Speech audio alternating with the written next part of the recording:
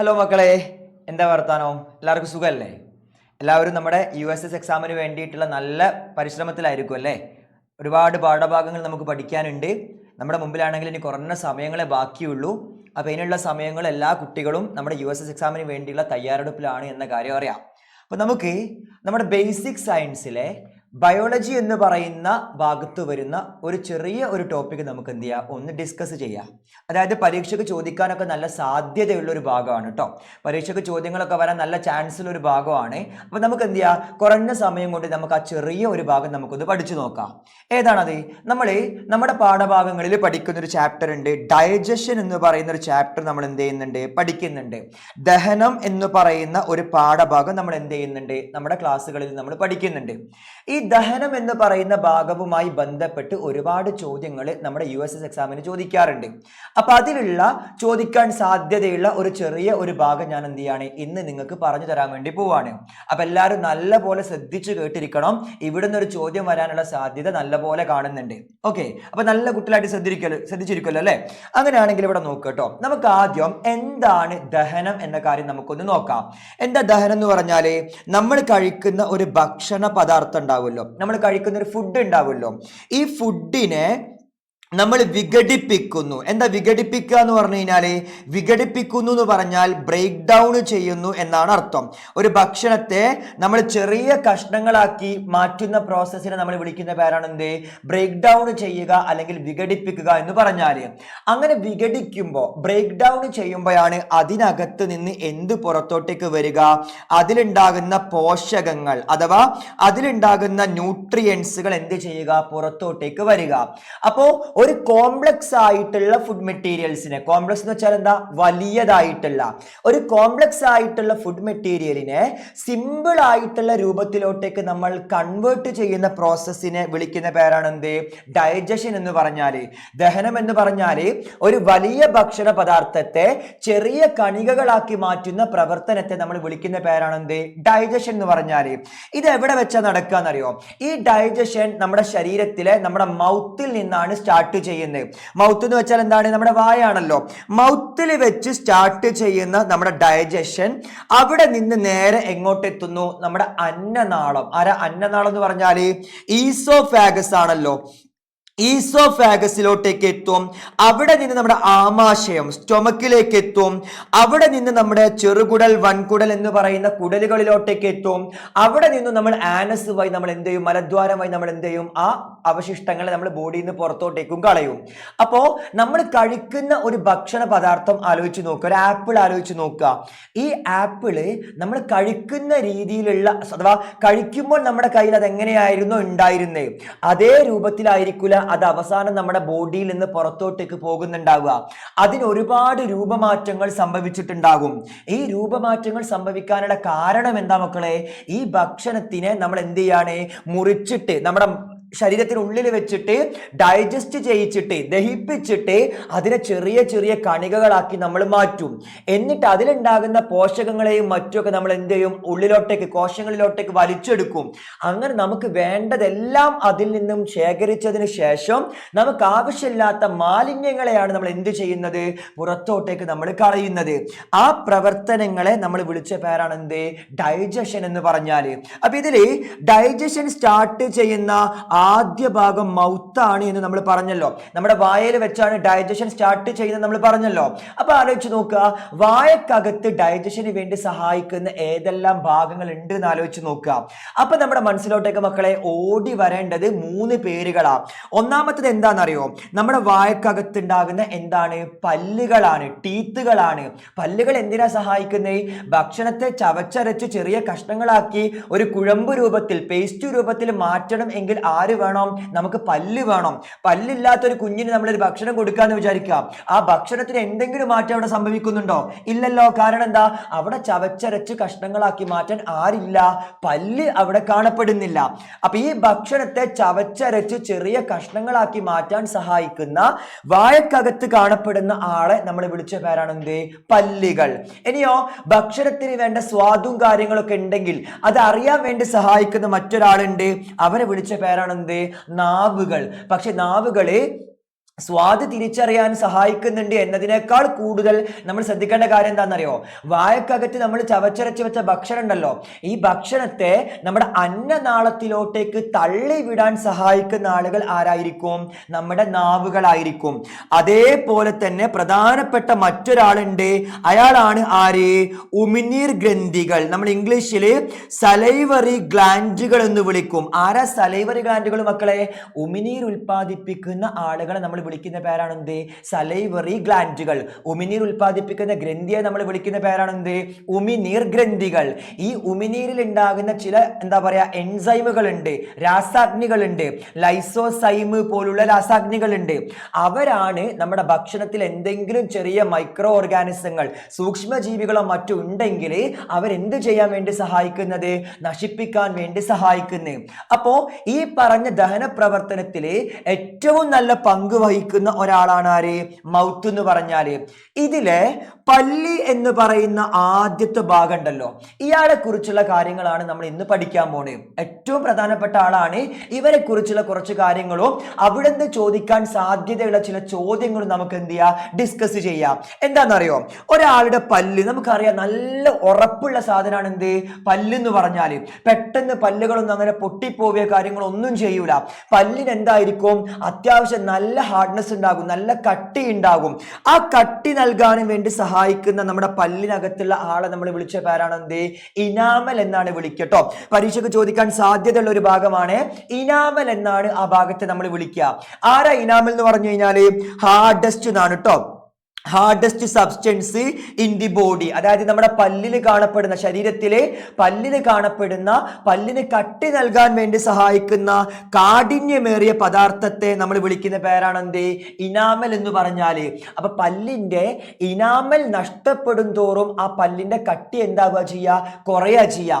Enamel പല്ലിൽ നിന്ന് നഷ്ടപ്പെടും തോറും ആ പല്ല് പൊട്ടിപ്പോകാനും അല്ലെങ്കിൽ പല്ലിന് കേടുപാടുകൾ സംഭവിക്കാനുള്ള സാധ്യത എന്തായിരിക്കും? വളരെ കൂടുതലായിരിക്കും. അത്രയും പ്രധാനപ്പെട്ട പല്ലിന് കട്ടി നൽകുന്ന ഭാഗത്തെ നമ്മൾ വിളിച്ച പേരാണ് എന്ത്? ഇനാമൽ എന്ന് പറഞ്ഞാല്. അങ്ങനെയാണെങ്കിൽ ഇനി നോക്കുക, ഒരാളുടെ വായക്കകത്ത് പല്ലുണ്ടാവുക എന്ന് വിചാരിച്ചോ. ഇപ്പൊ ഒരു കുഞ്ഞ് ജനിച്ചു എന്ന് വിചാരിക്കാം. കുഞ്ഞ് ജനിച്ച സമയത്ത് നമ്മൾ എന്ത് ചെയ്യാം മക്കളെ? ആ കുഞ്ഞിന്റെ വായയിലോട്ടേക്ക് നമ്മൾ നോക്കുക. നല്ല രസമായിരിക്കില്ല അവരുടെ മുഖം കാണാൻ. ആ സമയത്ത് നല്ല ചുവന്ന് നിൽക്കുന്ന മുഖമായിരിക്കും അവർക്ക് ഉണ്ടാവുക. ഈ കുഞ്ഞുങ്ങളുടെ വായക്കകത്തോട്ടേക്ക് നമ്മൾ ഒന്ന് നോക്കുക. നോക്കുന്ന സമയത്ത് നമുക്ക് അവിടെ പല്ല് കാണാൻ പറ്റുമോ? ആ കുഞ്ഞുങ്ങളുടെ വായക്കകത്ത് പല്ലുണ്ടാവുമോ? ജനിച്ച ഉടനെ ആ കുഞ്ഞുങ്ങളുടെ വായക്കകത്ത് എന്തുണ്ടാകൂല? പല്ലുണ്ടാകൂല. പക്ഷേ ഒരു 6 മാസമൊക്കെ കഴിയുമ്പോൾ, ഒരു 6 മാസമൊക്കെ പ്രായമാകുന്ന സമയത്ത് ആ കുഞ്ഞുങ്ങളുടെ ബോഡിയിൽ എന്ത് ചെയ്യാൻ തുടങ്ങും? പതുക്കനെ കുറച്ച് പല്ലുകൾ ഉണ്ടാവാൻ തുടങ്ങും. 6 മാസം പ്രായമാകുന്ന നേരത്താണ് ഈ കുഞ്ഞുങ്ങളുടെ വായക്കകത്ത് എന്തുണ്ടായി തുടങ്ങുന്നത്? പല്ലുണ്ടായി തുടങ്ങുന്നത്. അങ്ങനെ ആദ്യമായിട്ടൊരു കുഞ്ഞിന്റെ വായക്കകത്ത് ഉണ്ടാകുന്ന പല്ലുകൾ ഉണ്ടല്ലോ, ആ പല്ലിനെ നമ്മൾ വിളിക്കുന്ന പേരാണ് എന്ത്? മിൽക്ക് ടീത്ത് അഥവാ പാൽ പല്ലുകൾ എന്നാണ് നമ്മൾ അവരെ വിളിക്കട്ടോ. പാൽ പല്ലുകൾ എന്നാണ് ആ പല്ലുകളെ നമ്മൾ വിളിക്കുക. അങ്ങനെ പേര് വരാനുള്ള കാരണം എന്തായിരിക്കും? ആ കുഞ്ഞ് പാല് കുടിക്കുന്ന കാലഘട്ടമാണത് അല്ലെ. 6 മാസം പ്രായം എന്നൊക്കെ പറയുമ്പോൾ എന്താണ്? കുഞ്ഞു പോയിട്ട് ചോറോ കറിയോ അല്ലെങ്കിൽ പത്തിരിയോ ദോശയോ ഒക്കെ എടുത്ത് കഴിക്കാൻ പറ്റുമോ? കഴിക്കാൻ പറ്റൂല. ആ കുഞ്ഞുങ്ങൾ പാല് കുടിക്കുന്ന പ്രായമാണല്ലോ. പാല് കുടിക്കുന്ന പ്രായത്തിൽ ആ കുഞ്ഞുങ്ങളിൽ ഉണ്ടാകുന്ന പല്ലുകൾ ആയതുകൊണ്ടാണ് നമ്മൾ അവരെന്ത് വിളിച്ചത്? പാൽ പല്ലുകൾ എന്ന് വിളിച്ചിട്ടുള്ളത്. ഇതെങ്ങനെ ഉണ്ടാവുക? അടിയിലും മുകളിലുമായിട്ട് 10 വീതം. അപ്പൊ ടോട്ടൽ എത്ര ആയിരിക്കും ഉണ്ടാവുക? 20 പാൽപ്പല്ലുകളായിരിക്കും ഉണ്ടാകുന്നുണ്ടാവും അല്ലെ. അടിയിൽ 10 പാൽപ്പല്ലുകൾ ഉണ്ടാകും, മുകളിൽ 10 പാൽപ്പല്ലുകൾ ഉണ്ടാകും. അങ്ങനെ ടോട്ടൽ 20 പാൽപ്പല്ലുകളായിരിക്കും ആർക്ക് ഉണ്ടാവുക? ഒരു കുഞ്ഞിന് ഉണ്ടാവുക. അങ്ങനെ ഈ പാൽപ്പല്ലുകളെ കുറെ കഴിയുമ്പോൾ എന്തായി പോവും? അവിടുന്ന് പറഞ്ഞു പോരും. നമ്മുടെ ഒക്കെ പല്ലുകൾ പറഞ്ഞു പോന്നിട്ടുണ്ടാവും അല്ലെ. ഇപ്പൊ ഏകദേശം എല്ലാ കുഞ്ഞുങ്ങളുടെയും പല്ല് പറഞ്ഞു വന്നിട്ടുണ്ടാകും. 7ാം ക്ലാസ്സിൽ എത്തുമ്പോഴേക്ക് എല്ലാ പല്ലുകളും പറഞ്ഞു വന്നിട്ടുണ്ടാകും. ഈ പറഞ്ഞു പോയ പല്ലുകൾ ഉണ്ടല്ലോ, അവിടുന്ന് പറഞ്ഞു പോയ നമ്മൾ പറിച്ചെടുത്ത പല്ലുകൾ ഉണ്ടല്ലോ, ആ പല്ലുകൾ ഏതായിരിക്കും? നമ്മുടെ മിൽക്ക് ടീത്തുകളായിരിക്കും, പാൽ പല്ലുകളായിരിക്കും. അതിനുശേഷം അവിടെ അതേ സ്ഥലത്ത് വേറെ പല്ലുകൾ ഉണ്ടായി വന്നിട്ടില്ലേ?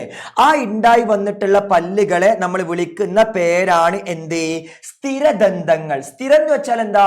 പിന്നെ കാലാകാലം അയാളായിരിക്കും അവിടെ ഉണ്ടാവുക. അയാൾ പിന്നെ എങ്ങോട്ടേക്കും അവിടുന്ന് പോവാൻ പറ്റൂല. സ്ഥിരമായിട്ട് അവിടെ ഉണ്ടാകേണ്ട ആളുകളാണ്. അതാണ് സ്ഥിരം എന്ന് വെച്ചാല്. സ്ഥിരദന്തങ്ങൾ അഥവാ പെർമനന്റ് ടീത്തുകൾ. ടെമ്പററി എന്ന് വെച്ചാൽ എന്താ? താൽക്കാലികമാണല്ലോ, അത് എപ്പോ വേണമെങ്കിലും പോയേക്കാം. പെർമനന്റ് എന്ന് വെച്ചാൽ എന്താ? സ്ഥിരമാണ്, അത് അവിടുന്ന് പോകൂല എന്നല്ല, അവിടുന്ന് പോവാൻ പാടില്ല. അങ്ങനെ മിൽക്ക് ടീത്തുകൾക്ക് പോയി കഴിഞ്ഞാൽ പകരം അവിടെ ഉണ്ടായി വരുന്ന പല്ലുകളെ നമ്മൾ വിളിക്കുന്ന പേരാണ് എന്ത്? പെർമനന്റ് ടീത്ത് അഥവാ സ്ഥിരദന്തങ്ങൾ. ഈ പല്ലുകൾ പോയി കഴിഞ്ഞാൽ, അതായത് ഈ ഉണ്ടായിട്ടുള്ള സ്ഥിരദന്തങ്ങൾ ഉണ്ടല്ലോ, പെർമനന്റ് ടീത്തുകൾ ഉണ്ടല്ലോ, അവര് പോയി കഴിഞ്ഞാൽ പിന്നെ നമ്മുടെ വായക്കകത്ത് പല്ലുണ്ടാകൂല. മിൽക്ക് ടീത്ത് പോയി കഴിഞ്ഞാൽ പെർമനന്റ് ടീത്തുകൾ വരും. പാൽപ്പല്ല് പോയി കഴിഞ്ഞാൽ സ്ഥിരദന്തങ്ങൾ വരും. ഇനി എന്താണ്? സ്ഥിരദന്തങ്ങൾ പോയി എന്ന് വിചാരിക്കുക, നമ്മൾ എവിടെയെങ്കിലും വീഴുന്ന സമയത്തോ മറ്റു ബൈക്കോ കാറോ ആക്സിഡന്റ് പറ്റിയ സമയത്തോ നമ്മുടെ വായക്ക് എന്തെങ്കിലും പരിക്ക് പറ്റി, എവിടെയെങ്കിലും ഇടിക്കുക എന്തോ ചെയ്തു എന്ന് വിചാരിക്കുക, അത് കാരണം നമ്മുടെ പല്ല് അവിടെ നിന്ന് ഇളകി പോകുന്നു എന്ന് വിചാരിക്കുക. ഇളകി പോന്നു കഴിഞ്ഞാല് പിന്നെ അവിടെ രണ്ടാമത് എന്തുണ്ടാകൂല? പുതിയ പല്ലുകൾ ഉണ്ടായി വരൂല. അപ്പൊ പെർമനന്റ് ടീത്ത് എന്ന് വെച്ചാൽ എന്താ അർത്ഥം? പിന്നെ ജീവിതകാലം മുഴുവൻ നമ്മുടെ വായക്കകത്ത് ഉണ്ടാകേണ്ട പല്ലുകളാണ്. അതുകൊണ്ടാണ് അവർ നമ്മൾ പെർമനന്റ് എന്ന് വിളിക്കുന്നത് കേട്ടോ. ആ പെർമനന്റ് ടീത്തുകൾ അഥവാ സ്ഥിരദന്തങ്ങൾ പറഞ്ഞു കഴിഞ്ഞാല് പിന്നെ നമുക്ക് എന്ത് ചെയ്യാൻ പറ്റൂല? പുതിയ പല്ലുകൾ നമ്മുടെ വായക്കകത്ത് ഉണ്ടായി വരൂല. അങ്ങനെയാണെങ്കിൽ ഞാൻ ഒരു കാര്യം കൂടെ പറയട്ടെ. നമ്മുടെ വായക്കകത്തുള്ള എല്ലാ പല്ലുകളും ഒരേപോലെയാണോ? ഒരേ രീതിയിലാണോ? ഒരേ രൂപവും ഒരേ ധർമ്മവും പണികളും ആയിരിക്കും എല്ലാ പല്ലുകളും ചെയ്യുന്നുണ്ടാവുക? ഒരിക്കലും ആയിരിക്കൂല. അപ്പോ നമ്മുടെ ശരീരത്തിൽ ഉണ്ടാകുന്ന പല്ലുകൾ ഉണ്ടല്ലോ, ആ പല്ലുകൾ നമുക്ക് എന്ത് ചെയ്യാന്നറിയോ? 4 തരത്തിൽ നമുക്ക് എന്ത് ചെയ്യാം? ഡിവൈഡ് ചെയ്യാം. 4 തരത്തിൽ നമുക്ക് എന്ത് ചെയ്യാം? നമ്മുടെ പല്ലുകൾ നമുക്ക് ഡിവൈഡ് ചെയ്യാം. ഒന്നാമത്തെ ആൾ നമ്മൾ വിളിക്കുന്ന പേരെന്താണെന്നറിയോ? ഇൻസിസേഴ്സ് എന്നാണ് വിളിക്കുക. ഉളിപ്പല്ലുകൾ എന്നാണ് അവരെ വിളിക്കുന്ന പേര്. ഇയാളെ നോക്കട്ടോ, ഇതാണ് അയാള്. ആര്? ഉളിപ്പല്ലുകൾ. ഒരു ആശാരിയുടെ ഉളിയെ പോലെ ഉണ്ടാകും. ഉളി കണ്ടില്ലേ? നമ്മൾ മുകളിലൊക്കെ വെച്ചിട്ട് ഇങ്ങനെ അടിച്ചിട്ട് അടിയിലൊരു ബ്ലേഡ് പോലെ ഭാഗം ഉണ്ടാകും, അത് വെച്ചിങ്ങനെ മുറിക്കുന്ന ഉളികൾ ആശാരിമാരുടെ കണ്ടുണ്ടാവുമല്ലോ. ഉളികൾ പോലുള്ള പല്ലുകൾ ആയതുകൊണ്ടാണ് നമ്മൾ അവർ എന്ത് വിളിച്ചത്? ഉളിപ്പല്ലുകൾ എന്ന് വിളിച്ചിട്ടുള്ളത് കേട്ടോ. ഇൻസിസേഴ്സ് എന്നാണ് നമ്മൾ അവരെ വിളിക്കുക. രണ്ടാമത്തെ ആരാന്നറിയോ? രണ്ടാമത്തെ ആൾ നമ്മൾ വിളിക്കുന്ന പേരാണ് എന്ത്? കോമ്പല്ലുകൾ. രണ്ടാമത്തെ ആൾ വിളിച്ച പേരാണ് കോമ്പല്ലുകൾ. മൂന്നാമത്തെ ആളുണ്ടല്ലോ, മൂന്നാമത്തെ ആൾ നമ്മൾ വിളിച്ച പേരാണ് എന്ത്? അഗ്രചർവണകം അഥവാ പ്രീ മൊളാർ എന്നാണ് നമ്മൾ അവരെ വിളിക്കുക. ഏറ്റവും അവസാനത്തെ നാലാമത്തെ ആളുണ്ട്. നാലാമത്തെ ആൾ നമ്മൾ വിളിക്കുന്ന പേരാണ് എന്ത്? മൊളാർ അഥവാ ചർവണകം എന്ന് വിളിക്കും. അതായത് 4 തരത്തില് പല്ലുകൾ നമ്മുടെ വായക്കകത്ത് കാണപ്പെടുന്നുണ്ട്. ഒന്നാമത്തെ ആൾ നമുക്ക് ഉളിപ്പല്ല് എന്ന് വിളിക്കാം. രണ്ടാമത്തെ ആൾ നമുക്ക് എന്ത് വിളിക്കാം? കോമ്പൽ എന്ന് വിളിക്കാം. മൂന്നാമത്തെ ആൾ എന്ത് വിളിക്കാം? അഗ്രചർവണകം എന്ന് വിളിക്കാം. നാലാമത്തെ ആൾ നമുക്ക് എന്ത് വിളിക്കാം? ചർവണകം എന്നും വിളിക്കാം. ഇവിടെ കാണിച്ചിരിക്കുന്ന ഈ പിക്ചർ നോക്കട്ടോ, കാണിച്ചിരിക്കുന്ന ചിത്രം നോക്കുക. ഈ ചിത്രത്തിൽ നിങ്ങൾ നോക്കി, 4 പല്ലുകൾക്കും ഒരേ രൂപമാണോ ഉള്ളത്? ഒരേ സ്ട്രക്ചർ ആണോ? അല്ലല്ലോ, സ്ട്രക്ചറിൽ വ്യത്യാസമല്ലേ? അതുപോലെ തന്നെ അവരുടെ പണികളിലും എന്തുണ്ടാകും? വ്യത്യാസം ഉണ്ടാകും. ആഹാരങ്ങളെ കടിച്ച് മുറിക്കാൻ വേണ്ടി സഹായിക്കുന്ന ആളുകളെ നമ്മൾ വിളിച്ച പേരാണ് എന്ത്? ഇൻസിസേഴ്സ്. കടിച്ച് കീറാൻ വേണ്ടി സഹായിക്കുന്ന ആളുകൾ നമ്മൾ വിളിച്ച പേരാണ് എന്ത്? കനൈൻ. ചവച്ചരക്കാൻ വേണ്ടി സഹായിക്കുന്ന ആളുകൾ നമ്മൾ വിളിച്ച പേരാണ് എന്ത്? മൊളാർ എന്നും പ്രീമൊളാർ എന്നും.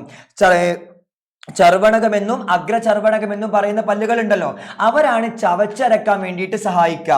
അതേപോലെ തന്നെ കടിച്ചു കീറാൻ വേണ്ടി സഹായിക്കുന്ന ആളുകളെ കനൈൻ ആയിരിക്കും. കടിച്ചു മുറിക്കാൻ വേണ്ടി സഹായിക്കുന്ന ആളുകൾ ആരായിരിക്കും? നമ്മുടെ ഇൻസിസേഴ്സും ആയിരിക്കും. അപ്പൊ 4 ടൈപ്പ് പല്ലുകൾ, അവർക്ക് 4 വ്യത്യസ്ത രൂപങ്ങൾ, അവർക്ക് 4 എന്തുണ്ടാകും? വ്യത്യസ്ത പണികൾ ഉണ്ടാകും. ഇതില് ഉളിപ്പല്ലുകൾ ഉണ്ടല്ലോ, ഉളിപ്പല്ലുകളുടെ എണ്ണം എന്ന് വെച്ചാൽ എന്താണ്? മുകളിലും താഴെയുമായിട്ട് എത്ര വീതായിരിക്കും ഉണ്ടാവുക? 4 വീതായിരിക്കും ഉണ്ടാവുക. മുകളിൽ 4 പേരുണ്ടാകും, താഴത്ത് 4 പേരുണ്ടാകും. അങ്ങനെ ടോട്ടൽ എത്ര പേരുണ്ടാകും? 8 പേരുണ്ടാകും. കനൈൻ എന്ന് പറയുമ്പോൾ മുകളിൽ 2 പേരുണ്ടാകും, താഴത്തും എന്തുണ്ടാകും? 2 പേരുണ്ടാകും. അപ്പൊ ടോട്ടൽ എത്ര പേരുണ്ടാകും? 4 ആളുകൾ ഉണ്ടാകും.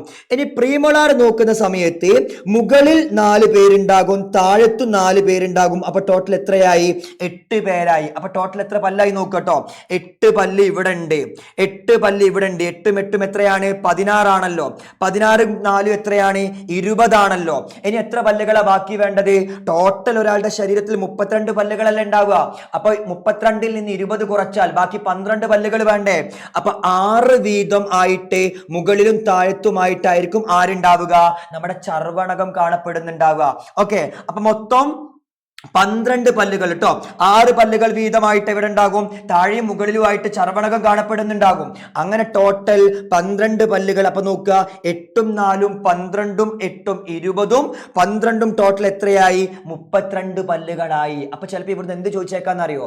പല്ലിന്റെ 4 ടൈപ്പുകൾ ചിലപ്പോൾ ചോദിച്ചേക്കാം. ചിലപ്പോൾ പല്ലുകളുടെ ധർമ്മം തന്നിട്ട് ഇപ്പൊ ചോദിക്കുകയാണ് എങ്ങനെ ആഹാരത്തെ കടിച്ചു കീറാൻ വേണ്ടി സഹായിക്കുന്ന പല്ലിന്റെ പേരെന്ത് എന്നിട്ട് ഓപ്ഷൻ തന്നിട്ട് എഴുതാൻ വേണ്ടി ചോദിച്ചേക്കാം. ചവച്ചരക്കാൻ വേണ്ടി സഹായിക്കുന്ന പല്ലുകളുടെ പേരെന്ത് ഓപ്ഷൻ തന്നിട്ട് ചിലപ്പോൾ ഉത്തരം ചോദിച്ചേക്കാം. അതേപോലെ തന്നെ ചിലപ്പോൾ ചോദിക്കാണ് മുകളിലും താഴത്തുമായിട്ട് 6 വീതം പല്ലുകളോട് കാണപ്പെടുന്ന പല്ല് ഏത് കാറ്റഗറിയിൽ വരുന്നതാണെന്ന് ചോദിക്കാണ്. അപ്പൊ നമ്മൾ എന്ത് പറഞ്ഞു കൊടുക്കണം? ചർവണകം അഥവാ മൊളാർ എന്ന് പറഞ്ഞു കൊടുക്കണം. അങ്ങനെയൊക്കെ ഇവിടുന്ന് എന്ത് ചെയ്തേക്കാം? ചോദ്യങ്ങൾ വന്നേക്കാം. അപ്പൊ ഞാൻ ചോദിക്കട്ടെ, ഈ പറഞ്ഞ 32 പല്ലുകൾ ഉണ്ടല്ലോ, ഇതെല്ലാവരുടെ ശരീരത്തിലും എന്തായിക്കൊള്ളുന്നില്ല? ഉണ്ടായിക്കൊള്ളുന്നില്ല. പ്രായപൂർത്തി ആയവരുടെ ശരീരത്തിലാണ് എന്തുണ്ടാവുക? 32 പല്ലുകൾ ഉണ്ടാവുക. അല്ലാത്ത പ്രായപൂർത്തി ആകാത്ത ആളുകളിൽ എത്ര പല്ലേ ഉണ്ടാകുള്ളൂ? 28 പല്ലുകളെ ഉണ്ടാകുള്ളൂ. അപ്പൊ എത്ര പല്ലിന്റെ കുറവുണ്ട് എന്റെ പൊന്നുമക്കളെ? പറഞ്ഞു തരി. 4 പല്ലിന്റെ കുറവ് അവിടെ വരുന്നുണ്ട് ഇല്ലേ? 28 32 ആവണമെങ്കിൽ എത്ര വേണം? 4 വേണമല്ലോ. അപ്പൊ 4 പല്ലുകളുടെ കുറവ് അവിടെ ഉണ്ട്. ഈ പല്ലുകൾ എവിടെ പോയത്? ഈ പല്ലുകൾ എവിടെയും പോയില്ല. 28 പല്ലുകളാണ് പ്രായപൂർത്തിയാകാത്ത ആളുകളിൽ ഉണ്ടാവുക. പ്രായപൂർത്തിയാവുമ്പോഴായിരിക്കും അവിടെ എന്തുണ്ടാവുക? ഒരു 4 പല്ലുകൾ ഉണ്ടായിട്ട് വരുന്നുണ്ടാവുക. നമ്മൾ അണപ്പല്ലുകൾ എന്നൊക്കെ പറയും. അണ പൊട്ടിക്കീറി പുറത്തോട്ടേക്ക് വരുന്ന പല്ലുകളാണ് അണപ്പല്ലുകൾ എന്ന് പറഞ്ഞു കഴിഞ്ഞാല്. ഈ പല്ലുകളെ വിളിക്കുന്ന ഒരു പേരുണ്ട്. ഈ പല്ലുകളെ നമ്മൾ പരീക്ഷയ്ക്ക് അണപ്പല്ലുകൾ എഴുതി കൊടുക്കാൻ പറ്റൂല. ആ പല്ലുകളെ നമ്മൾ വിളിക്കുന്ന പേരാണ് എന്ത്? വിസ്ഡം ടീത്തുകൾ അല്ലെങ്കിൽ വിവേകദന്തങ്ങൾ. ശ്രദ്ധിച്ചു കേൾക്കണം കേട്ടോ. വിസ്ഡം ടീത്ത് അല്ലെങ്കിൽ തെറ്റിപ്പോയിട്ടോ, സ്പെല്ലിംഗ് മിസ്റ്റേക്ക്. വിവേകദന്തങ്ങൾ എന്നായിരിക്കും നമ്മൾ വിളിക്കട്ടോ. ആ പല്ലുകളെ നമ്മൾ വിളിക്കുന്ന പേരാണ് വിവേകദന്തങ്ങൾ. ബുദ്ധിയും വിവേകവും ഒക്കെ വരലപ്പോഴാണ്? പ്രായപൂർത്തിയാവുമ്പോഴല്ലേ. ആ പ്രായപൂർത്തിയാകുന്ന സമയത്ത് നമ്മുടെ വായിൽ ഉണ്ടാകുന്ന 4 പല്ലുകളെ നമ്മൾ വിളിച്ച പേരാണ് എന്ത്? വിവേകദന്തങ്ങൾ. അപ്പൊ ശ്രദ്ധിച്ചു കേൾക്കുക. പാൽപ്പല്ലുകളുണ്ട്, സ്ഥിരദന്തങ്ങളുണ്ട്, വിവേക ദന്തങ്ങളുണ്ട്. അതായത് പെർമനന്റ് ടീത്തുകളുണ്ട്, മിൽക്ക് ടീത്തുകളുണ്ട്, വിസ്ഡം ടീത്തുകളുണ്ട്. നമ്മുടെ വായ്ക്കകത്ത് ഉണ്ടാകുന്ന 3 തരം പല്ലുകളാണ്. അത് ഏതൊക്കെ സമയത്ത് എങ്ങനെയൊക്കെ ഉണ്ടാകുന്നതെന്നും അതിന്റെ തരങ്ങൾ ഏതൊക്കെയെന്നും അവർ ചെയ്യുന്ന പണികൾ ഏതൊക്കെയെന്നും കൃത്യമായിട്ട് എന്റെ പൊന്നുമക്കൾ ഓർത്തു വെക്കണം. അങ്ങനെയാണെങ്കിൽ ഞാൻ ചോദിക്കട്ടെ, ഒരാള് പല്ലൊന്നും തേക്കുന്നില്ല എന്ന് വിചാരിക്കുക. എന്നെ പോലെ നിങ്ങളെ പോലെ ഒന്നും അത്ര വൃത്തിയും വെടുപ്പൊന്നും ഇല്ലാത്ത ഒരാളാന്ന് വിചാരിച്ചോ. കൃത്യമായിട്ട് പല്ലോ കാര്യങ്ങളൊന്നും തേക്കുന്നില്ല എന്ന് വിചാരിക്കുക. അങ്ങനത്തെ ആളുകളുടെ പല്ലിൽ എന്താ സംഭവിക്കാന്നറിയോ? ആ പല്ലിൽ ഉണ്ടാകുന്ന ഇനാമൽ ഉണ്ടല്ലോ, ആ ഇനാമൽ എന്തായി പോവും? നഷ്ടപ്പെട്ടു പോവും. കാരണം എന്താണെന്നറിയോ? ഇത് ആരുമായിട്ട് പ്രവർത്തിക്കും? ചില ആസിഡുകളുമായിട്ട് പ്രവർത്തിക്കും. അതായത് നമ്മുടെ വായ്ക്കകത്ത് നമ്മൾ ഭക്ഷണം കഴിച്ചിട്ട് വേണ്ട രീതിയിൽ നമ്മുടെ മൗത്ത് നമ്മൾ ക്ലീൻ ചെയ്തിട്ടില്ല എങ്കിൽ ആ ഭക്ഷണം നമ്മുടെ പല്ലിനകത്ത് തങ്ങിക്കിടക്കുമ്പോൾ അവിടെ വന്ന് ചില ബാക്ടീരിയകളും കാര്യങ്ങളൊക്കെ പ്രവർത്തിച്ചിട്ട്, സൂക്ഷ്മജീവികളും കാര്യങ്ങളൊക്കെ പ്രവർത്തിച്ചിട്ട് നമ്മുടെ വായ്ക്കകത്ത് ചില ആസിഡുകൾ ഉണ്ടാകും. ഈ ആസിഡുകളുമായിട്ട് നമ്മുടെ ഇനാമൽ പ്രവർത്തിച്ചു കഴിഞ്ഞാൽ അത് പതുക്കെ പതുക്കെ എന്താവാൻ തുടങ്ങും? നശിക്കാൻ തുടങ്ങും. അങ്ങനെ ഇനാമൽ നശിക്കുമ്പോഴാണ് നമ്മുടെ പല്ലിന് എന്ത് സംഭവിക്കുക? കേടുപാടുകളൊക്കെ സംഭവിക്കാൻ തുടങ്ങുക. അപ്പൊ നമ്മൾ 2 നേരം പല്ല് തേക്കണം എന്നാ പറയാ അല്ലെ. രാവിലെ എഴുന്നേറ്റ് ഉടനെ നമ്മൾ പല്ല് തേക്കണം. രാത്രി കിടക്കാൻ നേരത്ത് നമ്മൾ എന്ത് ചെയ്യണം? നല്ല വൃത്തിയായിട്ട് നമ്മൾ പല്ല് തേക്കണം. തേച്ചിട്ടില്ല എങ്കിൽ ഉണ്ടാകുന്ന ബുദ്ധിമുട്ട് എന്താണ്? ഈ പറഞ്ഞ പോലെ അവിടെ തങ്ങിക്കിടക്കുന്ന ഭക്ഷണ പദാർത്ഥങ്ങളിൽ സൂക്ഷ്മജീവികൾ വന്ന് പ്രവർത്തിച്ചിട്ട് നമ്മുടെ പല്ലിനകത്ത് ചില ആസിഡുകൾ, മൗത്തിനകത്ത് ചില ആസിഡുകളെ പ്രൊഡ്യൂസ് ചെയ്തിട്ട് ആ ആസിഡുകൾ വഴി അവർ എന്ത് ചെയ്യും? നമ്മുടെ മുഴുവൻ പല്ലുകളെയും കേടുവരുത്തി കളയും. ഓക്കെ. അപ്പൊ നമ്മൾ പല്ലുകളെ നല്ല ആരോഗ്യത്തോടെ സൂക്ഷിക്കണമെങ്കിൽ നമ്മൾ ചെയ്യേണ്ട പണി എന്താ? 2 നേരം നമ്മൾ എന്ത് ചെയ്യണം? എന്നും നമ്മൾ പല്ല് തേക്കണം. ഓക്കെ. കഴിയുന്നതും ഭക്ഷണം കഴിച്ചതിന് ശേഷമായാൽ ഏറ്റവും നല്ലതാണ് കേട്ടോ. രാത്രിയൊക്കെ ഭക്ഷണം കഴിച്ചതിന് ശേഷമാണ് നമ്മൾ പല്ല് തേക്കേണ്ടത് കേട്ടോ. അല്ലാന്നുണ്ടെങ്കിൽ ഭക്ഷണ പദാർത്ഥം നമ്മളെ വായ്ക്കകത്ത് തങ്ങിക്കിടക്കുമല്ലോ, അത് പല്ല് കേടുവരുന്നതിന് കാരണമായിട്ട് മാറും. ഓക്കെ. അപ്പൊ ഇത്രയും പറഞ്ഞിട്ടുള്ള കാര്യങ്ങൾ ഉണ്ടല്ലോ, ഇതാണ് നമുക്ക് പല്ലുമായി ബന്ധപ്പെട്ട് പഠിക്കാനുള്ള കാര്യങ്ങൾ. അപ്പൊ ഇവിടുന്ന് ചോദ്യങ്ങൾ വരാൻ സാധ്യതയുള്ള ഭാഗങ്ങൾ ഞാൻ ഒന്ന് മാർക്ക് ചെയ്തു തരാം. ഒന്നാമത്തെ പ്രധാനപ്പെട്ട ഭാഗം, പല്ലിന് കട്ടി നൽകുന്ന ഭാഗം ഏതാണെന്ന് പരീക്ഷയ്ക്ക് ചോദിച്ചേക്കാം. അപ്പൊ നമ്മൾ എന്ത് പേര് പറഞ്ഞു കൊടുക്കണം? ഇനാമൽ എന്ന് എന്റെ പൊന്നുമക്കൾ പറഞ്ഞു കൊടുക്കണം. രണ്ടാമത്തെ ചോദ്യം എന്താണെന്നറിയോ? ഈ പല്ല് അഥവാ ശരീരത്തിൽ ആദ്യമായിട്ടുണ്ടാകുന്ന പല്ലുകളുടെ പേര് ചോദിക്കും. അപ്പൊ നമ്മൾ എന്ത് പേര് പറഞ്ഞു കൊടുക്കണം, മിൽക്ക് ടീത്ത് എന്ന് പറഞ്ഞു കൊടുക്കണം. അവരുടെ എണ്ണവും നമ്മളോട് എന്ത് ചെയ്യാറുണ്ട്, പരീക്ഷയ്ക്ക് ചോദിക്കാറുണ്ട്. ഇനി അവർ പറഞ്ഞു പോയി കഴിഞ്ഞാൽ അവിടെ ഉണ്ടായി വരുന്ന അടുത്ത പല്ലുകളുടെ പേര് ചോദിക്കുമ്പോൾ നമ്മൾ എന്ത് പേര് പറഞ്ഞു കൊടുക്കണം, പെർമനന്റ് ടീത്ത് എന്ന് പറഞ്ഞു കൊടുക്കണം, സ്ഥിരദന്തങ്ങൾ എന്ന് പറഞ്ഞു കൊടുക്കണം. പിന്നെ ചോദിക്കാണ് എത്ര തരം പല്ലുകൾ ഉണ്ടെന്ന് ചോദിക്കാന്ന് വിചാരിക്കുക, അല്ലെങ്കിൽ പല്ലുകളുടെ തരവുമായി ബന്ധപ്പെട്ട ചോദ്യങ്ങൾ ചോദിക്കുകയാണെങ്കിൽ ഇതാ ഈ കാണിച്ചിരിക്കുന്ന 4 തരം പല്ലുകൾ ഉണ്ടല്ലോ, ഈ പല്ലുകളെ കുറിച്ചുള്ള കാര്യങ്ങൾ പറഞ്ഞു കൊടുക്കുക. അവരുടെ എണ്ണം എത്രയാണ് ഉണ്ടാവുക എന്നതിനെ കുറിച്ച് പറഞ്ഞു കൊടുക്കുക. അവർ ചെയ്യുന്ന പണികൾ എന്താന്നുള്ളതും കൃത്യമായിട്ട് എന്ത് ചെയ്യുക, ഒന്ന് ഓർത്തു വെക്കുക.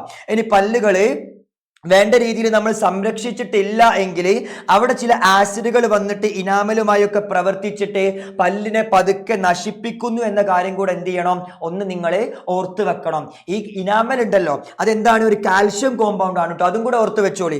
കാൽഷ്യം കൊണ്ട് ഉണ്ടാക്കിയിട്ടുള്ള ഒരു എന്താ പറയാ സംരക്ഷണമാണ് എന്ത്, സംയുക്തമാണ് എന്ത്, നമ്മുടെ ഇനാമൽ എന്ന് പറഞ്ഞാൽ കേട്ടോ. അപ്പൊ ആ പോയിന്റും കൂടെ ഓർത്ത് വെക്കുക. ഇത്രയും കാര്യങ്ങൾ നമ്മുടെ പല്ലിന്റെ ഭാഗത്ത് നമുക്ക് പഠിക്കാനുള്ള ഏറ്റവും പ്രധാനപ്പെട്ട ഒരു ഭാഗമാണ് കേട്ടോ. ഇതുപോലുള്ള ഒരുപാട് കാര്യങ്ങൾ നമുക്ക് എവിടെ പഠിക്കാനുണ്ട്, നമ്മുടെ ബയോളജിക്കകത്ത് പഠിക്കാനുണ്ട്. ഇതിപ്പം മൗത്തിനെ കുറിച്ച് മാത്രമല്ലേ പറഞ്ഞിട്ടുള്ളൂ. ഇനി നമ്മുടെ ഈസോഫാഗസ് അന്നനാളമുണ്ട്, സ്റ്റൊമക്ക് ആമാശയമുണ്ട്, അതേപോലെ നമ്മുടെ കുടലുകൾ ഉണ്ട്.